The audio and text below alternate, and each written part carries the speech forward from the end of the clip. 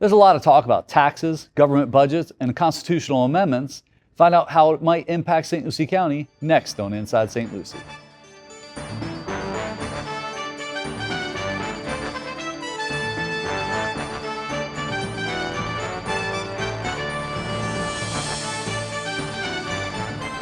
Hello and welcome to this edition of Inside St. Lucie, SLC TV's monthly government affairs show. I'm your host, Eric Gill, Communications Director for St. Lucie County. And on today's show, we're going to talk with St. Lucie County Commissioner Kathy Townsend, who's going to bring on a special guest. But before we meet our guests, here are some upcoming events and announcements from the Board of County Commissioners. St. Lucie County's Parks and Recreations Department will once again host back-to-school Splash Jams July 27th through July 29th from 11 a.m. to 2 p.m. at all three public pools. These free, family-friendly events feature games, swimming, music, activities, and free food. The back-to-school Splash Jams take place Monday, July 27th at the Ravenswood Pool in Port St. Lucie, Tuesday, July 28th at the Boatwright Pool in Fort Pierce, and Wednesday, July 29th at the Lakewood Park Pool in northern St. Lucie County. For more information about St. Lucie County's aquatics programs, please visit stlucieco.gov/aquatics. Now, for the latest updates about all St. Lucie County Commission meetings, workshops, and events, be sure to visit our website at stlucieco.gov and click on our comprehensive calendar. And if you'd like to be added to our press release distribution list, send me an email at pio@stlucieco.gov. We're also on all the social media channels at St. Lucie Gov, so we hope you'll follow us there. We're going to take a quick break. Before we do, we're going to check in with the latest economic development stats. St. Lucie County's tourism experienced a 26.7% increase in revenue in April compared to last year. Overall, for the new fiscal year, the tourist development tax is up 0.5% compared to the previous year. Overall building activity decreased by 2.4% in April compared to the previous month, with 921 applications submitted. This was a 28.4% decrease over the same month 1 year ago. Permitting revenue increased by 2.7% compared to the previous month and an 8.4% increase over the same month 1 year ago. According to the Florida Realtors Association, the median home sale price in St. Lucie County for April was $388,057, a 1.8% decrease, while condo values dropped by 16.9% with the median price at $282,500. St. Lucie County's unemployment rate for April was 5.3%, slightly higher than the state average of 4.6%. The largest increase in the labor force on the Treasure Coast was in leisure and hospitality with 1,200 new jobs, and education and health services with 1,000 new jobs. According to CareerSource, April's non-agricultural employment in our area decreased by 1,100 jobs compared to last year. If you work for a local business looking for skilled or trained labor, be sure to contact the staff at CareerSource as they can assist your company with its recruitment and training needs. And if you're an individual looking for a new job, they can help you as well. Visit the CareerSource online at careersourcerc.com or call 1-866-4U-to-HIRE. Welcome back to Inside St. Lucie. I'm joined by St. Lucie County Commissioner Kathy Townsend. Commissioner, thanks for coming on. Who brought on a special guest today? Aaliyah? Yes. And your last name? Buchanan. Leah Buchanan? Mm-hmm. She's not your new administrative assistant, right? She's here on a special program. She could be? She could be. She's with the TCC program through EDC. So she's going to be working with me all summer. God bless her. She's brave to do that. And tell them about yourself. Yeah, Aaliyah, tell us about yourself. My name is Aaliyah Buchanan. I was born and raised in Port St. Lucie, Florida. I went to Palm Point for K through 8, and then I went to Central High School for high school, And I plan to be a lawyer, hopefully, so I plan to go to Florida State University. Congrats. And study political science and minor in philosophy. And someday maybe be county commissioner sitting in my chair. Could be, yeah. Although that's not the right district. Well, she could move back into the district. Port St. Lucie's not your district, but you can move all over. I have Port St. Lucie, all the tradition. That's true. That's true. You do. That's Becker right. I forgot. Yeah, you got the largest district. I do. Yeah. So all the cows out west. She could very well be in my district. She could, yes. Mm-hmm. So you're going to FSU in the fall? Yes. Congrats. Thank you so much. I'm excited. Yeah. Yes. And so tell us a little bit about the EDC's program here. It's an opportunity for students to get connected with businesses. Yes, so on my Teams page for my class of 2026, they had a QR code for students to work during the summer for an internship for $15 an hour. So I applied to it and I answered a bunch of questions, got a teacher recommendation, and was accepted to go into something law related, which is why I'm working with commissioner here. But yeah, and we did an orientation last week where we learned how to properly be in a business environment, and I'm very happy to do this opportunity and learn. Nice. And she's a quick learner, let me tell you. Nice. Yesterday she toured. I gave her a tour, and your guys were great. They let me bring her down with 2 of the other interns from the Graceway Village. Okay. And they showed them how it worked up there and the green screen and Mm-hmm. how all this worked. And she toured the entire building. And she sat in on all my meetings yesterday. Which And Monday is a big meeting It day is. for It's a you. big meeting. And so today she's here, so she's on the show with me. And then Nice. I go to an HOA speaking at this afternoon. She's going to go to that with me. Awesome. So yeah, next week's going to be a little bit of a challenge because I'm gone for conference. Yeah. So I'm going to try to filter her, but I know that your team has offered to take her on a couple shootings that they're going to do. So Video shootings. Yeah, Let's make video sure shootings, we're yeah. correct here. So they're going to take her out so she can witness what your guys do with some of the filming. Awesome. And then legal, I think, is going to try to find something for her for a day. And I was going to say, you can help me with public records requests any day of the week. yeah, no, you know, because she does need to do that and see that. So that'd be a good day Yes. for her to be with you. Yeah, yeah. Because she does need to see that process. Yeah. Yes, And she's yes. asking great questions. She's taking a lot of notes. Awesome. Now, how many students are in this program? Do you know? I'm pretty sure it's around 80 students. Oh, wow. Yeah. Yes. And then did the EDC reach out to you, Commissioner? Yeah. So what happens is And the Economic Development Council. we they use they acronyms. get people to sponsor, and so they had enough companies and private individuals to support that many. Oh, wow. And then when they get their number, they go out and find businesses that will let them work there and learn that trade. Awesome. So some of them are working for some roofing companies, flooring companies. I think one of them is actually working for a welding place. And so the sponsors are paying their salaries. Awesome. And so she's with me this summer. I don't know. Do you know who your sponsor is that sponsored you for the program? What? I'm not exactly sure, but I know Sarah Dwyer really helped me out. Yeah. Okay. So it's different businesses and private individuals. Like you could sponsor one, or I could sponsor yeah. one, or whatever. And then it's also partnered with the Boys and Girls Club. Okay. So this is a partnership with the Boys and Girls Club. They supplied the laptops, and didn't Boys and Girls Club do something else with y'all through this process?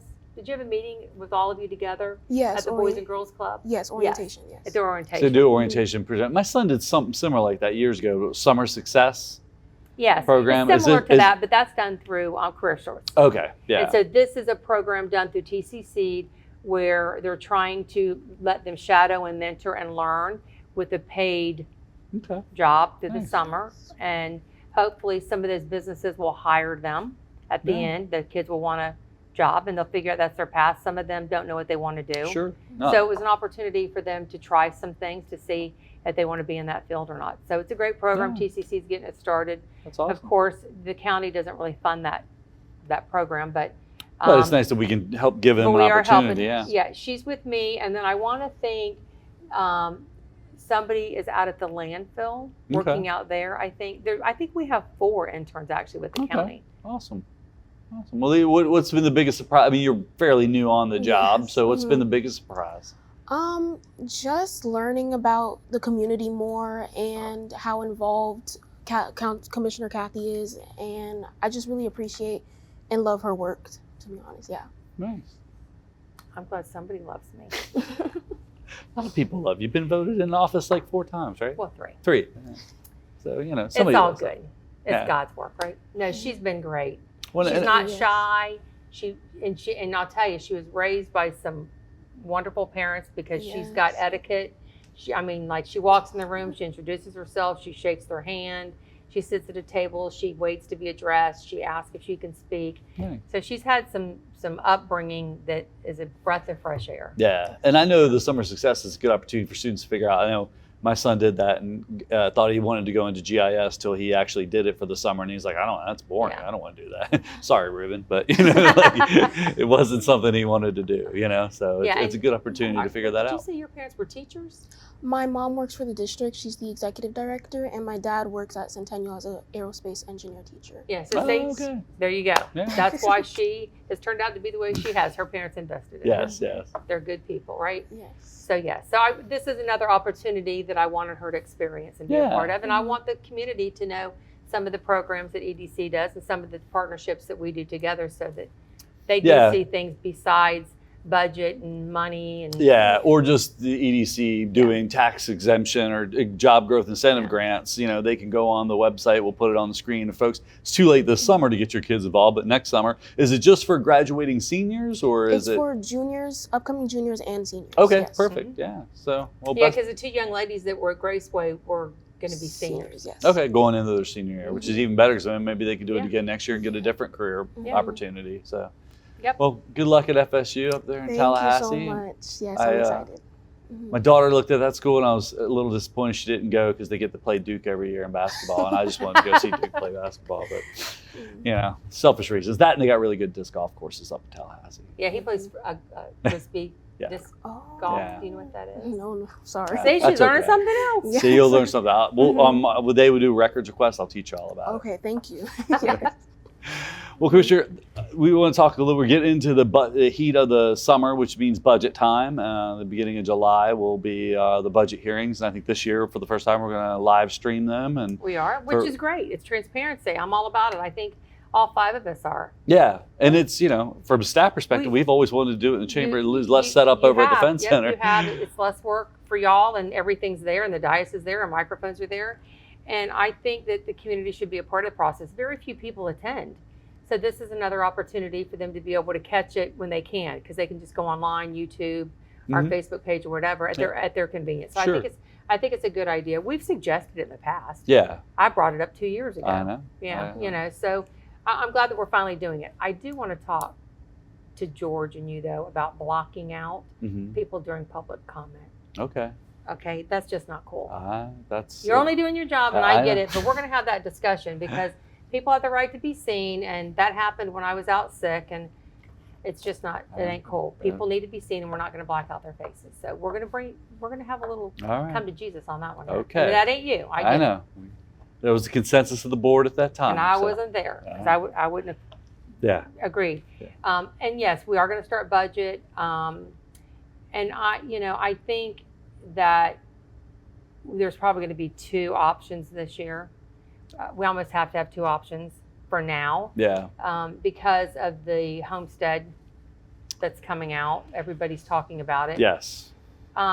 If it even makes it to the ballot, it's one thing, because there's an active lawsuit. Sure. And I do believe that if this doesn't move forward with the lawsuit, there will be a lawsuit behind this lawsuit. Sure. Because they could easily change the lawsuit is whether or not the wording is suggestive and advocating for a tax cut versus just putting the ballot language there. But they could always change the language and still get it on the ballot. And we're shadow boxing in a sense, because we don't know what's going to happen in November with the voters. And but I do think I've heard several people in law especially state that it's unconstitutional. And so there will probably be challenges with that as well. Yeah. So it's going to be interesting, to see where it goes and if it makes it on the ballot. It's going to be interesting to see if it makes it on the ballot, if it passes. Because it needs 60%. Correct. It needs a supermajority vote. Which recreational marijuana didn't get, nor did the abortion. So it's one of those. It's a big ask to change the state constitution. So. And there's some people that, even though they would support that, they're not going to support it because they don't believe in changing the Constitution. Yeah. They believe that the Constitution of our forefathers is what it is, and it should not be changed. So for that reason, they're going to vote no against it. So it's going to be interesting to see where it goes and where it ends up. Yeah. But with that said, we have to prepare, right? Absolutely. So if it passes, obviously it won't go into effect 2027, because it's going to be actually effective, I believe, 2028 for the first. Sure. And then it will be full effect by 2029. So what's going to happen is we have to prepare. It's just like me and you on a home, and if we know our roof is failing, we can't wait till September to replace the roof when there's a hurricane. Yeah, sure. Or if we don't have the money for that roof, we need to think about what we can scale back to be able to come up with the money to afford the roof, or to come up with the payment. Or if we know our car's breaking down and we're beyond replacing transmissions, it's just time. The car's 30 years old. Yeah. Which people do keep their cars that long. I'm one of them. And, it just reaches that moment that you've got to do it. You've got to figure out where the $1,000 a month is going to come from with a new car payment, right? So we have to plan ahead. And so, of course, property appraiser has given the amount, 4% increase in values. So I don't know what the board's going to decide. We haven't really started our discussions yet. If I had to make an educated guess, my hope would be that 4% will not be touched. It will be given to the general fund, and it will be there for us to prepare, because if this does pass, we're looking at about $140 million hit on our budget. And, we have to make up $140 million. So that's going to be your public safety, your libraries, your parks, your preserves. Lifeguards on the beach. Right. Yeah. So I have to say, though, the one thing that I can say that I'm really, really proud of is even today, in the last couple of days, I've had multiple employees come to me and say, Kathy, I'm good if I have to take a pay cut. Like, I don't want to lose my job. I love my job. And if I have to take a pay cut, I'm willing to take a pay cut. So I think that's a conversation that can be had. I'm not saying that people are going to get their paychecks cut. But to me, it touched my heart to know that employees were that devoted to be able to say, I don't want to lose my job. I love my job. Mm-hmm. Excuse me. And I will take a cut in pay to stay. Yeah. So it's going to be interesting to see how many people would be willing to do that, because maybe that's a conversation we have to have, and maybe we're going to send out something and ask the employees, are you willing to take $1 an hour less or something like that? I don't know. I believe that car allowances can be taken away. That's something that's just came about in the last 2 years. And it's not a whole lot of money, but it adds up. I think there's probably 25 people that get it. Roughly, yeah, the director level up. So I think that some of the directors I've spoke to have said they're willing to give that back. So I do think that we at the top, as commissioners, we need to lead by example, and we need to start by what are we going to give back. Mm-hmm. So if we have to give back $400 a month of our paycheck, I think we need to all be willing to do that. I'm willing to do that. Yeah. So it'll be an interesting conversation, but at the end of the day, the bigger picture is, as I've gone out to HOAs and spoke, and through the HOA meeting that I host here at the county, a lot of people don't understand, and they've made the comment, well, I'm voting for it because I'm not going to pay taxes. But in that conversation, I'm like, you're still going to pay taxes. No, I'm not. I'm like, yes, you have fire board, children's service council, school district, erosion, mosquito. If you're in South Florida water management, you will still pay taxes, mm-hmm. right? So they didn't really understand that. Yeah. No, my home is going to qualify me that I'm going to be under the threshold. I'm like, that is only your added little layer on part of it. Mm-hmm. You still have line items that you will pay. And of course, the conversation was, well, I don't have kids. Why do I pay for schools? Yeah. And I'm like, do you have grandkids? Or one day we may be in a nursing home and I want them to be able to read the label on the chart that says I get this medication and I. And I've said that to him. But the other thing I've said to him is, were you fortunate enough that when you got married, you were able to afford your home when you had children? Or were you somebody that had to rent and then you moved up till someday you bought your home? And of course, at least 50% say, oh no, I had to rent. I said, well, somebody was paying school taxes to pay for your children to go to school. Yeah. So you're paying it forward with what somebody paid forward for you. Yeah. And they're like, oh, well, I didn't think about it like that. So I understand, especially, people coming here from other states or whatever, but it's just not an option. We have to pay school taxes, right? We do. Yeah. Just like we have to pay for our safety, which is our sheriff's department, our lifeguards, and so forth like that. So it'll be interesting to see where the other commissioners think things can be cut. I do agree that we can cut. Irregardless if it passes or not, we are going to cut. We do have a reserve.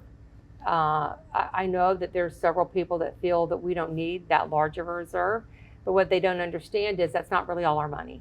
Some of the money that's in that reserve is ARP funds mm-hmm. that are still waiting to be spent this year and has to be finalized by next year. And that's from the federal grant program. From COVID. And so that's not really our money. Yeah. It's money that we were gifted for specific things.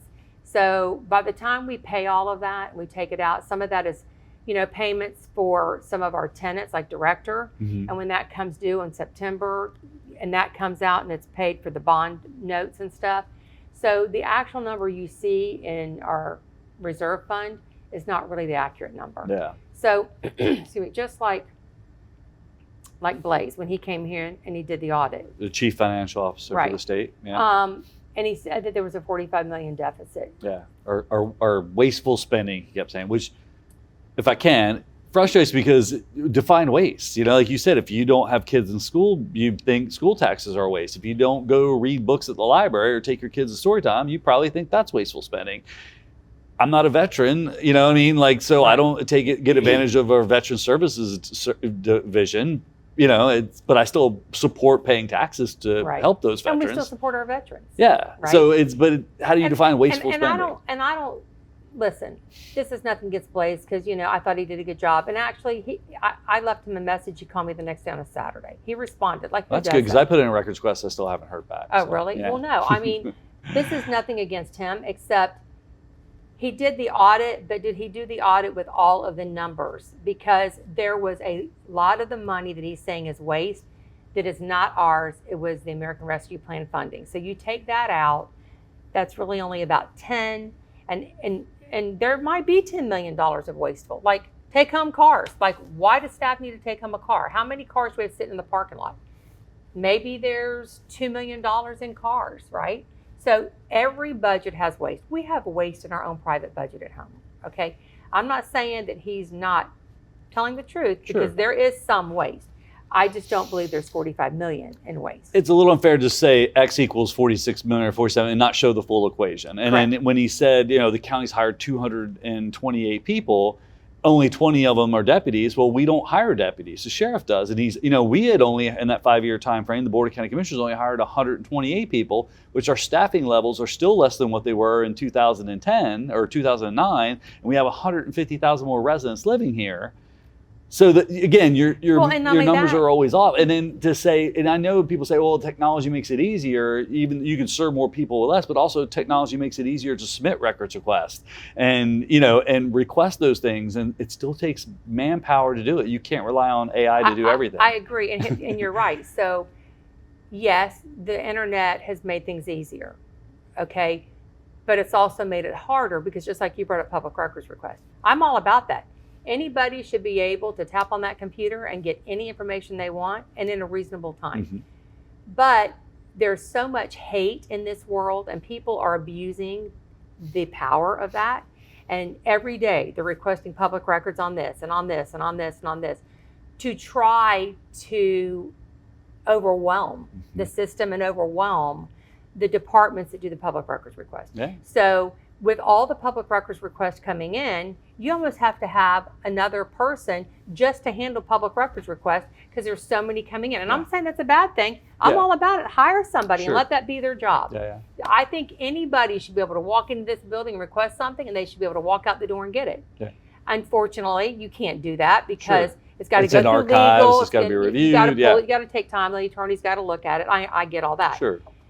But the bigger picture is people need to look at this that's going to come out and they need to understand A, it's changing our Constitution. B, you will still pay taxes. And the bigger picture is, I'm sorry, government's government. And what's going to happen? I had this conversation with my hairdresser. She was a perfect scenario. The house she's been in for 30 years, she will not pay taxes. But she rents a building currently today and pays $5,000 a month downtown. Yeah. You've got to make up the difference. So the millage rate is going to have to go up. Mm-hmm. So when it goes up, her landlord's going to increase her rent. She can barely make do with her salon now at $5,000. Yeah. What's going to happen when he increases it to $7,000? Yeah. Okay. She goes, oh, I didn't think about that. And a couple of the other ladies in there, I have rental property and and so that's going to affect down the road too, because if you have a rental house or if you have a building you rent out that's a commercial building, and it goes up, you're going to have to increase your rent. And right now, our rent is already too high in this county. I really honestly don't know how some people are affording what they afford, because $3,000 a month to rent a house is just absurd to me. But it's going to be higher than that. And so guess what? It's going to put people into more homelessness. It's going to make people lose their houses. They're going to be through bankruptcy. They're going to be in foreclosure. It's going to flood the real estate market with all of these homes, because people are going to be losing their homes. I don't know what the answer is. Yeah. I do agree that there needs to be some way to cut ad valorem and to cut the taxes. And I think it is unfair that, you buy a home and you want to live the dream, and government is taking. But I think the bigger picture that's not being addressed is it's insurance. Yeah. Insurance on some of these homes is higher than the taxes. Yeah. So why isn't Tallahassee addressing and coming down on the insurance companies to lower the insurance? Yeah. Because that's the bigger picture Sure. here. No. Is find a way to make it so insurance companies have to lower the premium. Yeah. Because I'm paying 3 times in insurance what I paid 5 years ago. Yeah. And I don't have any claims, No. right? Yeah. So I've become self-insured now for that reason. Yeah. So not everybody can be self-insured, but And I think that's another unintended consequence. And one of the concerns is the language for the ballot was kind of rushed together. I mean, they've been talking about it for a while, but what finally ended up on the ballot was approved was done in like 3 days, I think. What's going to happen when all these people from out of state look and go, oh, Florida's eliminating property taxes, and then they want to move here because there's no state income tax, even though they technically have to be in their home 5 years before that Correct. kicks in. But no realtor is going to disclose that. They're going to make the sale and get them in here, and they're going to hope to cash it. well, I don't want to say no realtor. Some realtors. I would agree there will be some that won't do it, but I do think we the have same good, ones that don't honest tell ones. about the CDC Right, I and agree. the special taxing districts. There are realtors that are out there that are honest. And so. there are, but more and more. But that's how people get. You hear it every year But at the you're- budget meeting, right? The guy before me was only paying $2,000 in taxes, and they did not and explain. it jumped to Yep. 10. Well, because you paid 3 times for that house what they paid Yep. for it 10 years ago. And they don't explain that, and they Yeah. don't really talk about the CDD and stuff. Yep. So yes, and they will not disclose the 5 years. So you are spot on, and I just want people to really think about what it's going to do. And I'm not opposed to having something. We need something. We need to find relief. If not, we're going to have a lot more people in homelessness. That's not a good place to be. No. We can't even take care of the homeless that we have today. And so I want a conversation to be opened up, and I want people that know and have ideas and suggestions, contact me. Tell me some suggestions. Tell me some ideas. Yeah. I'm open. Tell me, I want to fix this, but it's not going to be fixed through this referendum. And I think that's what frustrated me the most, watching our CFO come down, not just once, but twice. One to do a press conference for Fort Pierce, and then a separate one for St. Lucie County, and to say, I care about taxpayer money. Well, why'd you make 2 separate trips from Tallahassee? You could have done one. Why wasn't it done in a conversation with the board to say, hey, this is what I've figured out. Where are them? So we can kind of look at what numbers he's plugging in, and maybe there are areas we could cut. There's areas we can cut, 100%. But just to come out and do these blanket statements to gaslight taxpayers across the state that your local government is, wasteful spending, when, they can come every Tuesday to a board meeting and voice their opinion, whereas how often do you see the folks from Tallahassee, except when they come down and lay blame, So it's at least... Well, I do think people are smart enough to know that, unfortunately, when something happens and it seems too good to be true, it is, because government's going to get it another way. And so they need to be considering that if this does pass, that if the millage rate doesn't get raised, we might be looking at a state income tax. Yeah. So if you don't do that, we might be looking at an increased sales tax, right? Yeah. So, currently we have some laws in place, like our half% sales tax is at just the first 5,000, Mhm. right? So, there can be benchmarks put in place for all of this, but I'm not comfortable with this because I think only bad can come from it. I think there's got to be a better way. I do think that if this doesn't happen, I do think that we again will lower the millage rate, because we've lowered it for 7 years. I do think that the message is clearly out there to our administration: the budget's going to get cut. The budget's going to get lowered. And we will be giving back something to the residents. And it needs to happen. It's needed to happen for a very long time. Yeah. So I do think good's going to come from all of this. And I do think good's going to come from, Blaise showing up saying, hey, I think it has forced the counties he's done that to be able to say, look, there's waste. I don't know that I agree with what you're saying, but there's waste, and we have to find a way, to give back and a way to fix this for our residents. Yeah. I just think the challenge is, how do you define waste, right? Well, I think people taking home cars, why? You have a job, you get paid. Now, a police officer, law enforcement's different, because if they got to go out on a call, that's different. Mm-hmm. But a general county employee, why would you need to take a car home? If I get called, you're an employee, and I'm just asking. Yeah. If I get called to the EOC, there's brush fire, ERD. Sometimes they get called out to go to brush fires on preserves. Do they have to drive all the way here, get the pickup truck that goes? So I could see there are exceptions for every. And that's the problem with blanket statements like that. It's. Yeah, but I think if it's a brush fire, we have a fire department. True, but they also call our ERD staff a lot for bulldozers and land clearing equipment. No, they do, 100%. But what I'm saying is, we have a fire department. They're going to be first to respond. That does give our ERD time, because even right now, if they have the truck or whatever it is, they still have to go to get the dozer or go to get whatever they need. They're still going somewhere to get that piece of equipment. EOC, if we're in the middle of something, more than likely, we're already prepping and preparing for it, the hurricane or whatever. So if we're in the middle of a watch, then they have more than enough time to go there, get a vehicle, and be able to take that vehicle during that time frame that we're in a watch period if something happens. But to have that 365 days a year, and to have that used as your personal car, I would disagree with that. And then when you go out here to the parking lot and you see all these county cars parked not being used, it's upsetting to me, and it has been upsetting to me. So to me, I do think that there is a lot of waste with the vehicles that the county owns. Everybody can tighten up. And every department can tighten up something. Yeah. I gave back a little over $100,000 in my budget last year. I have a part-time aide, right? I'm the largest, busiest district that there is, and I'm doing it with a 2-day-a-week aide. Yeah. So there are ways that things can be cut. So again, I kind of wanted to bring that up because I want people to be a little bit more educated on what can come from all of this. And there's going to be people that aren't going to agree with this, and that's okay. I understand that.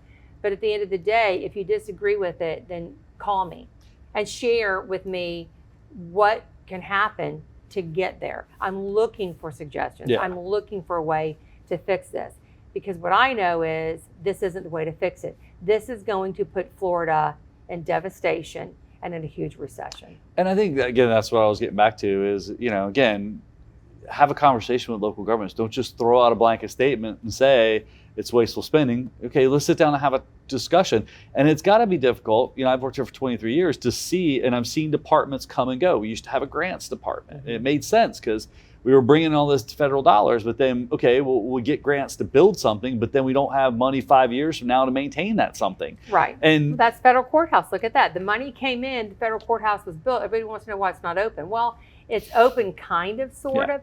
But it's not, because they didn't think about, when we build this, we've got to staff it and put a janitor in it and a lawn guy in it and have all these people in there to run it. So it's very, very, very sparse with what's done there because they didn't think about the cost to operate the federal courthouse. Yeah. And so, but again, having those conversations and talking, I think, and the board, I think, is doing that more with, you had a joint meeting with Fort Pierce, or coming up with Fort Pierce. We had one with PSL in the past to brainstorm ideas, and I personally feel that if this passes, we will not have the town of St. Lucie Village, nor will we have the city of Fort Pierce. I think that they would have to be absorbed because it would be such a hit to their budget. They're two very, very small municipalities that we pretty much do a lot for them to even be sustainable. And if this bill were to pass, I do think that they would not be existent. Yeah, I mean, they're probably not the only one around the state. I mean, there's other municipalities I'm talking about just St. Lucie County. Sure. What about your smaller rural counties like Okeechobee, Hardy, your little counties like that. I don't even want to think about the devastation. And that's the It's gonna challenge do is to it's a them. statewide vote. So, Right. you could advocate all you want, but if it carries in the bigger, metropolitan areas or it loses, Right. it's, Well, the interesting thing and the good thing is that there's a lawsuit. We'll Yeah. see where that goes. And next week is FAC, Florida Association of Counties. Mhm. They are being very proactive on this. There's lots of conversation. I have a Teams meeting today with them. It'll be interesting to see what the conversation is up there because it's all 67 counties that we'll all be meeting. Yeah. I've talked to some of the smaller counties because the Small County Coalition guys and I were friends. It'll devastate the small counties. So I don't think the small counties will be supporting it. Yeah. It's going to be an interesting conversation to come back and we'll have gone through that and then come back and to have that and maybe have some other ideas picked up from some other people there. There's Sure. a couple workshops that are going to be Yep. done on this. So it'll be interesting to have that and see what ideas come out of that to bring it back before we officially start our budget. Yeah. And So- I just think that it's always, I think it was Jefferson, right? The government closest to people is the best, right? Like, Mhm. and that's, it just seems to erode local government. It puts more control into Tallahassee. And you go back the last few years with like the Live Local Act and things like that, And I almost feel like, I don't know if you remember, gosh, it's probably been 12 or 14 years ago. Remember the Agenda 21 movement? Yep. That's almost what I kind of feel is happening up in Tallahassee, is that never made it through Florida. And so little by little, I think they're morphing into that with realizing what they're doing. Yeah. So, What well, do you think? it just seems like they are trying to take away local control. They are, and And they're it has been something, and- home rule, and what we need here is not what Indian River, Martin, Okeechobee need. They're a third the size.